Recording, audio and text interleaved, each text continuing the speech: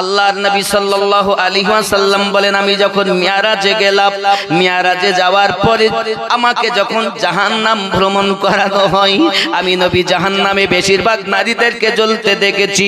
নারীরা অধঃপতনে জাহান্নামে জ্বলতেছে।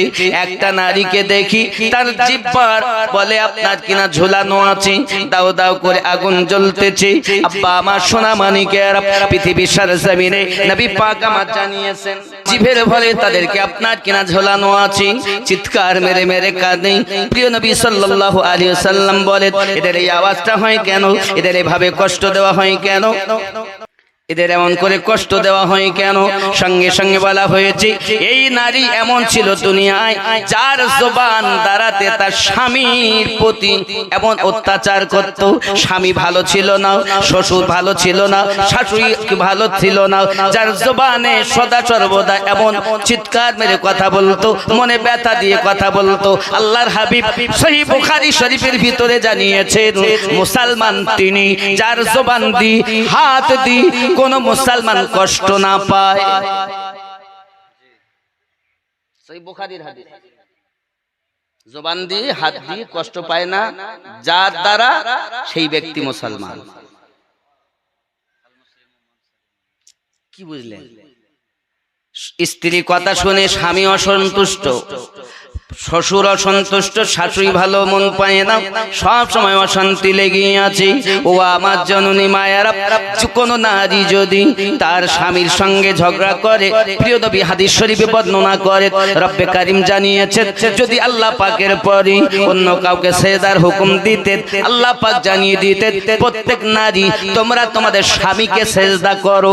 আল্লাহ ব্যতীত যেহেতু অন্য কাউকে সেজদা করা যায় নয়, এই কারণবশত কোন নারী তোমরা আল্লাহ ছাড়া অন্য কাউকে সেজদা করবে না, কোন মানুষ সেজদা করবে না।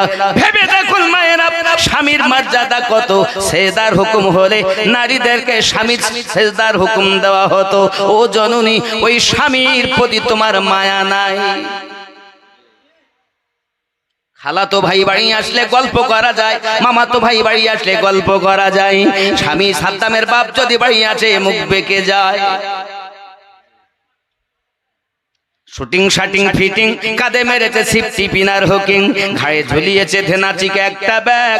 এক খেজুর বোনা বসন্তপুরের যুবক ঘুরে ঘুরে আমার দিকে দেখ। লাম খালি মিম খালি নুনের পেটে এক নক্তা, উরমা ফাঁকা নিমতলা খালি কপালেতে এক নক্তা। এ কত বড় বিহায়া, এই মায়ের পেটে কখন আশিকে আলা হাজ্জাত জন্ম নিতে পারে না।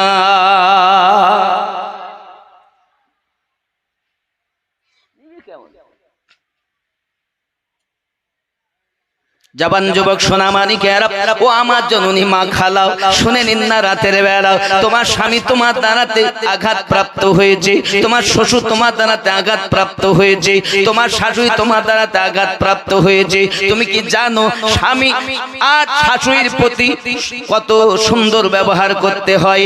ছোট্ট একটা স্যাম্পল আমি আপনাদের কাছে তুলব। আল্লাহর নবী সাল্লাল্লাহু আলাইহি ওয়াসাল্লাম তার বিবি খাদিজাতুল কুবরা রাদিয়াল্লাহু তাআলা আনহাকে বলতে, ওগো বিবি খাদিজা, আমার দুধমা আমার বাড়িতে আসতে চাই, বলো আমি আমার দুধমাকে আসতে অর্ডার দেব। আল্লাহর হাবিবকে ডাক দিয়ে বলেন, ইয়া রাসূলুল্লাহ সাল্লাল্লাহু আলাইহি ওয়াসাল্লাম, আমার মনের আশা আপনার দুধমাকে একটু ডাকুন, আমি খাদিজা শেষ বয়সে তার খেদমত করতে চাই। আর আজ শাশুড়ির সঙ্গে বৌমা কথা বলে না, বলে বলে বলে না। আমার কথা রাগ করবে বলো, কিন্তু আমি এখন শাশুড়ির কথা বলছি তো, এরপরে বৌমার কথা বলো নাকি? ছেড় দেব, আর বলবো না। বলবো?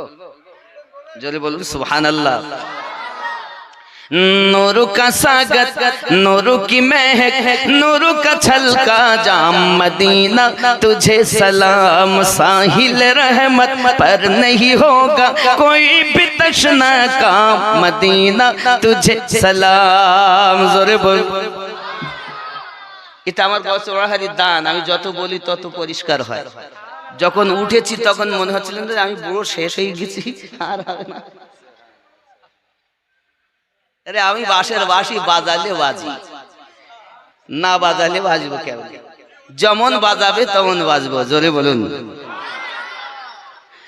नूर का सागत, नूर की महक, नूर का छलका जाम, मदीना तुझे सलाम। साहिल रहमत पर नहीं होगा कोई भी तशना का, मदीना तुझे सलाम। शहर नबी का हर जर्रा सूरज को आँख दिखाता है, किस्मत पे इतराता है, किस्मत पे इतराता है। प्यार नबी के सदक़े में मिला, उनको हंसी इनाम, मदीना तुझे सलाम। नूर का सागत, नूर की महक, नूर का छलका जाम, मदीना तुझे सलाम। जोरे हवे सूरत भी कुरानी है और सीरत भी कुरानी है, क्या चेहरा नूरानी है, क्या चेहरा नूरानी है। सूरत भी कुरानी है और सीरत भी कुरानी है, क्या चेहरा नूरानी है। होगी नमाज इश्क मुकम्मल,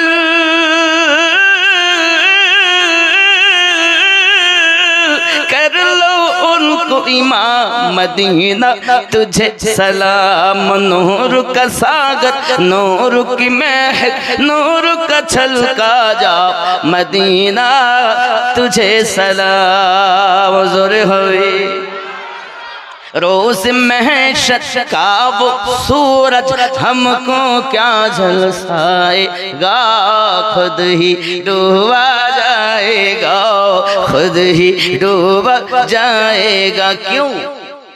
प्यार नबी के दामन में करेंगे हम आराम, मदीना तुझे सलाम। नबीर दामाने আমরা আরাম করব। কেন কেন? सरकार आला हजरत बोलें तुझसे और जन्नत से क्या मतलब वह भी दूर हो, हम रसूलुल्लाह के जन्नत रसूलुल्लाह की।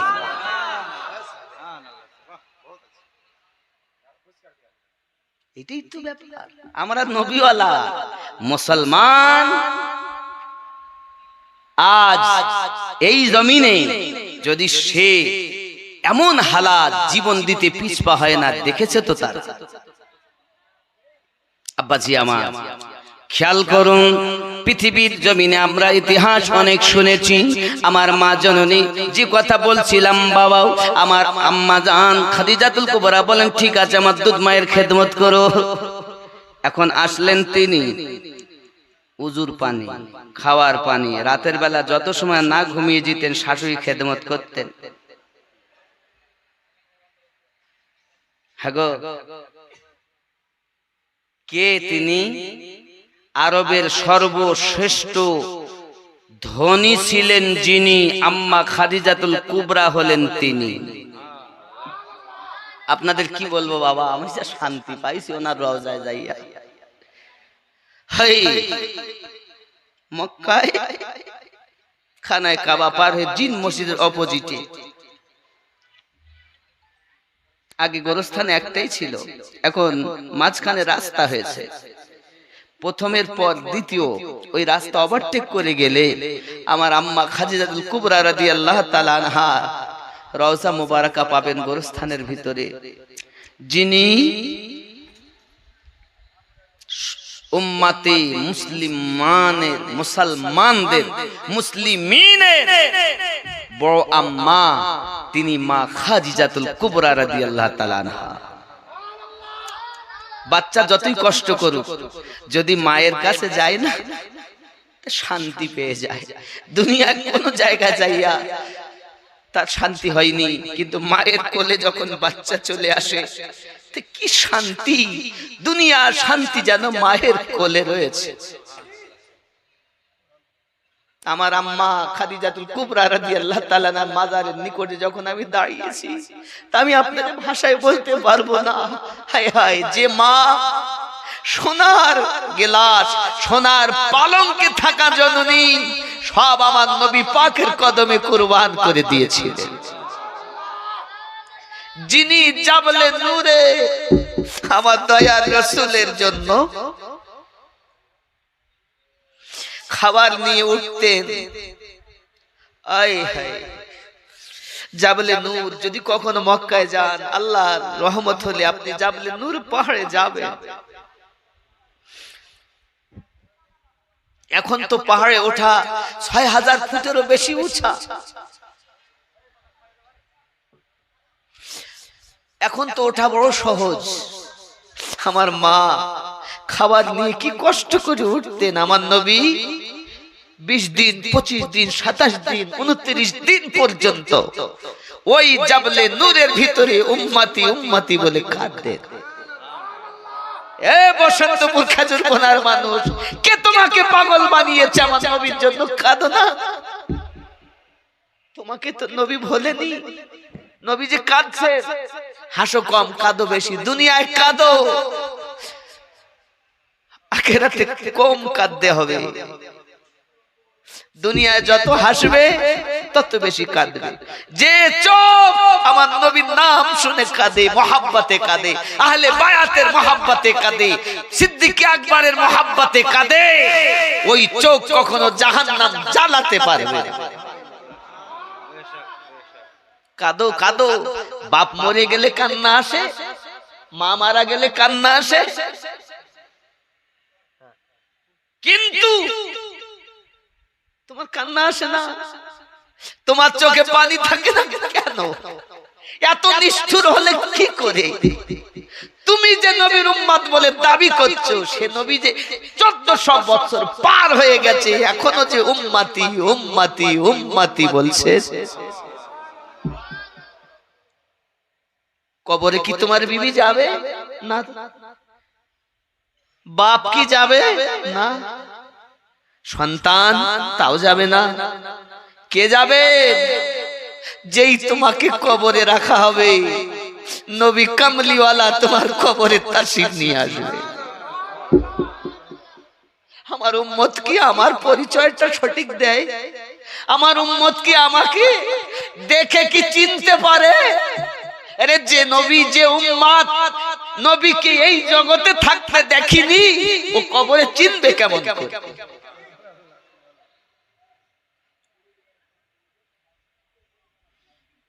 চিনবে কেমন করে? নবীকে কবরে চিনতে গেলে আগে দুনিয়াতে চেনা লাগবে। আর এই নবীকে চিনতে গেলে আপনাকে মুর্শিদে কামালের কাছে বিক্রি হতে হবে। কি করেছেন আপনি? পৃথিবীর সরজমিনে চিরদিন থাকতে আসেনি বাবা। হযরতে আম্মা খাদিজাতুল কুবরা রাদিয়াল্লাহু তাআলা আনহা খাদ্য নিয়ে যেতে লেট হতো। আমার আল্লাহর বড় ভালো লেগে গেল নবী পাকের অনাহারে থাকা। আল্লাহ পাক বলেন, হাবিব অনাহারে থাকছেন, আজ জাবলে নূরে আমি আপনার উম্মতের জন্য 1 মাসের রোজা ফরজ করে দিলাম। আরে নবী পাকের খোদা তো হালাল দেখে আল্লাহর ভালোবাসায় আল্লাহ পাক আল্লাহ তাআলা তার বান্দা বান্দির জন্য রোজা ফরজ করেছে। এই আমার বান্দা বান্দি, আমার হাবিব না খেয়ে জাবলে নূরে তোমাদের জন্য কেঁদেছে। তোমাদের পেটে যখন খাদ্য থাকবে না, তা আমার নবীর ওই জাবলে নূরে কান্নার কথা স্মরণ করবে। আমরা একবারও করেছি? খালি ওলামায়ে কেরাম বলে রোজা আমাদের জন্য ফরজ। কেন ফরজ হলো? নবীর জন্য রোজা ফরজ হয়েছে, রাসূলের ওসিলাতে রোজা আমরা পেয়েছি। হায় হায়, খাদিজাতুল কুবরা রাদিয়াল্লাহু তাআলা আনহা শাশুড়ি আম্মার খেদমত করতেছেন। হঠাৎ হায় আমার হালিমাতু সাদিয়া রাদিয়াল্লাহু তাআলা আসার কথা বলি,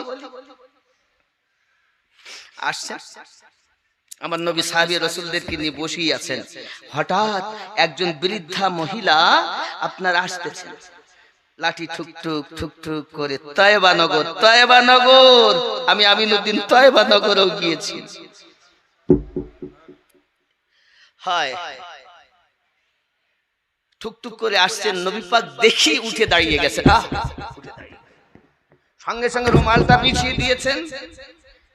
আর সেই বৃদ্ধা মহিলা পায়ে নোংরা, পায়ে ময়লা, লাঠি ঠুকঠুক করতে করতে আমার নবীর রুমালের উপর দিয়ে হেঁটে হেঁটে আসছেন। সাহাবী রাসূল বলছেন, সাহাবী রাসূল বলছেন, কেই নেই যার জন্য দোজাহানের বাদশা দাঁড়িয়ে গেলেন। কথা হলো, কথা বলার পর চলে যাচ্ছে,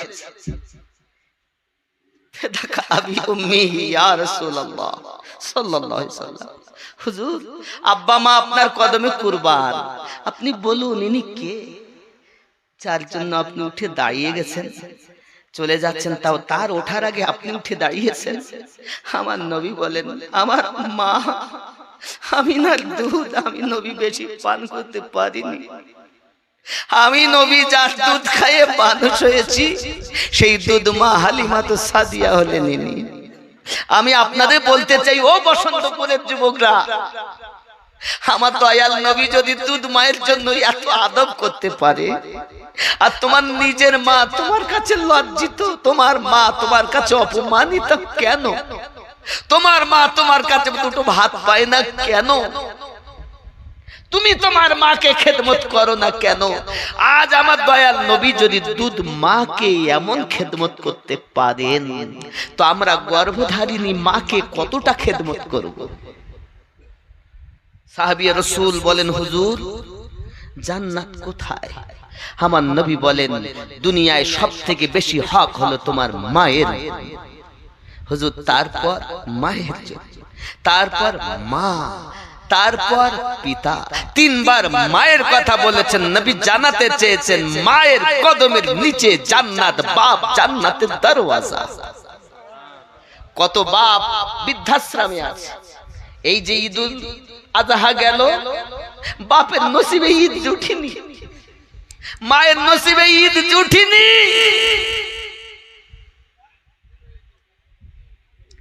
কি ভেবেছেন আপনি? বাবারা, এখন হালিমাতু সাদিয়া বলছেন, মা, বৌমা আমি তো বেশি থাকতে পারবো না মা, আমি তো চলে যাব মা। তখন স্বামীকে বলছেন, ইয়া রাসূলুল্লাহ, ইয়া হাবিবাল্লাহ, আমার দুধ মা যাবেন, তা আমার দুধ মায়ের জন্য তো কিছু উপহার দিতে হবে। তয়বা নগরে মানুষ জিজ্ঞাসা করবেন, বেটার বাড়ি গিয়েছিল তো বেটা কি দিয়েছে, বৌমা কি দিয়েছে, জিজ্ঞাসা করে না, শুধাই না গো? যদি শাশুড়ি চলে আসে বেটার বাড়ি থেকে দূরে, তা কি তোমার বৌমারা কি দিয়েছে গো, শুধাই তো না, শুধাই না? ঠিক খাদিজাতুল কুবরা রাদিয়াল্লাহু তাআলা বলছেন, আমার শাশুড়ি আম্মা যাবে, তা কি দেওয়া যায়? উনি করলেন কি, টাকা পয়সা যা দেওয়া সে তো দিলেনই, উনি দিয়েছেন 6টা উট, 40টা বকরি। আর আমাদের ঘরে যদি মা আসে, তাহলে তোমার মাকে দিলে হবে, তুমি কি একটাই বেটা, আর কি বেটা নাই, তোমার মাকে দিবা, যত কম দেওয়া যায়। এরকম আছে না বৌমা, আছে না? চলো, তাহলে আমি বুঝাতে চাইলাম, রাসূল পাক সাল্লাল্লাহু আলাইহি সাল্লামের স্ত্রী আমাদের বড় আম্মা শাশুড়ি মাকে এমন করে খেদমত করেছেন, যত সময় শাশুড়ি না ঘুমাতেন তত সময় খাদিজা আম্মা ঘুমাতেন না। স্বামীর খেদমতের কথা শুনবেন। আমার আমার জননী মায়েরা ভালো করে শুনুন, নবী দো জাহান সাল্লাল্লাহু আলাইহি ওয়াসাল্লাম একদিন আম্মা আয়েশা রাদিয়াল্লাহু তাআলা আনহা কি কথা প্রসঙ্গে বলতেছে, খুব খাদিজা রাদিয়াল্লাহু তাআলা আনহার প্রশংসা নবী আমার করছেন। আম্মা আয়েশা বলছেন, হুজুর তার হলো 40 বছর, আপনার 25, তার বার্ধক্য আপনার জওয়ানি। এই কথা যখন বলেছেন নবী আমার কলিজায় ব্যথা পেয়েছেন। সঙ্গে সঙ্গে বলছেন, আয়েশা তুমি আমার খাদিজাকে বৃদ্ধা বলবে না, কারণ তোমরা আমার সুখের সময়ের বিবি আর আমার খাদিজা হলো দুঃখের সময়ের বিবি। ওগো আয়েশা জেনে রাখো, শুনে রাখো, আমি যখন ইসলাম প্রচারের জন্য বাইরে বেরিয়ে যেতাম, দরজার কাছে এসে শুধু একবার আওয়াজ দিয়েছি খাদিজা, দরজা খুলে যেত। আবার চলে গেলাম বাইরে, এসেছি আওয়াজ দিয়েছি রাতের বেলা, নিশি রাতে, খাদিজা, দরজা খুলে যেত। আমি বলি, আয় খাদিজা তুমি কি বিছানায় ঘুমাও না? হাত দুটি জড়ো করে আমাকে বলেছিল, ওগো আল্লাহর হাবিব আপনি ইসলাম প্রচারে বাইরে বার হয়ে যান, আপনি কখন আসবেন কোনো গ্যারান্টি নাই। আমি যদি বিছানায় শুয়ে যাই তাহলে আমার চোখে বেশি ঘুম এসে যাবে, আপনি আমাকে ডাকবেন, আমার উঠতে যদি দেরি হয় আল্লাহ পাওয়া যাবে না। নবী গো, তাই আপনার ভালোবাসায় দরজায় হেলান দিয়ে ঘুমাইতাম, যেই এসে আপনি খাদিজা বলতেন অমনি দরজা খুলে দিতাম। এ ছিল স্বামীর খেদমত। আর আমাদের স্বামীরা যদি রাত 10টার সময় এসে বলে, কই গো শরীরটা ভালো লাগছে না, ভাত খাবো না, রুটি বানিয়ে দাও না কটা, ওখানে আটা আছে আর ওই চুলহে তৈরি করে খাও। ভালোবাসা। আমার জওয়ান যুবক সোনামানিক, খালাতো ভাই, মামাতো ভাই গল্প করলে কোনো দোষ নাই, শুধু আমিনুদ্দিন ভাসুর বাসালা কন্ট্রাক্টর তার ভাই নাকি টোটোওয়ালা তার বন্ধু, কোনো অসুবিধা নাই, শুধু মৌলবি দেখলে হুজুর যাচ্ছে। আচ্ছা আমরা দুঃখ রাখবো কোথায়? মনে করতেছে